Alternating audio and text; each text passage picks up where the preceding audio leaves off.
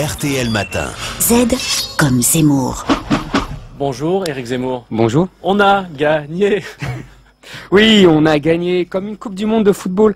Jean Dujardin et l'équipe de The Artist ne défileront pas sur les Champs-Élysées, mais on imagine très bien qu'ils soient tous reçus à l'Élysée. Dans la symbolique médiatique contemporaine, la razzia de prix remportés aux Oscars vaut consécration suprême, comme un titre mondial. Bien plus qu'une palme d'or à Cannes, trop intello, trop gaucho, trop... Les cinéphiles parlent aux cinéphiles. Et loin devant les Césars, qui sont regardés par les milieux du cinéma français comme l'oncle de province qui imite gauchement les manières des Parisiens. Hollywood, c'est la Mecque du cinéma et l'Oscar est son prophète.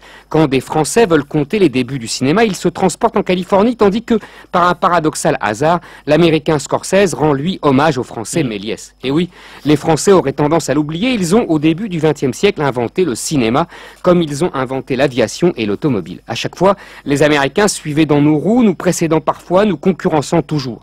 Temps lointain d'avant les deux grandes guerres du XXe siècle, où la France se vivait encore comme une grande puissance mondiale. La satisfaction avec laquelle est reçue la réussite du film français est teintée de surprise et de scepticisme. On valorise le travail d'influence du producteur américain Harvey Weinstein, qui avait de même réussi l'an dernier à faire gagner le film britannique Le discours d'un roi.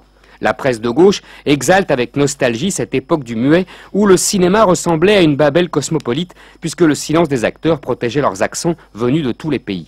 La presse plus populaire et les médias audiovisuels insistent sur le cri du cœur de Jean Dujardin. Putain, génial! Un juron qui ne sera pas censuré par les austères américains, car hurlé en français, comme un clin d'œil d'insolence franchouillard. Si je vous comprends bien Éric, les Français sont exactement comme on les attend. Eh oui, ils sont comme on les attend français. Les Américains d'ailleurs ne sont pas plus surprenants, comme le montre ce message d'un auteur hollywoodien tweeté le soir de la cérémonie.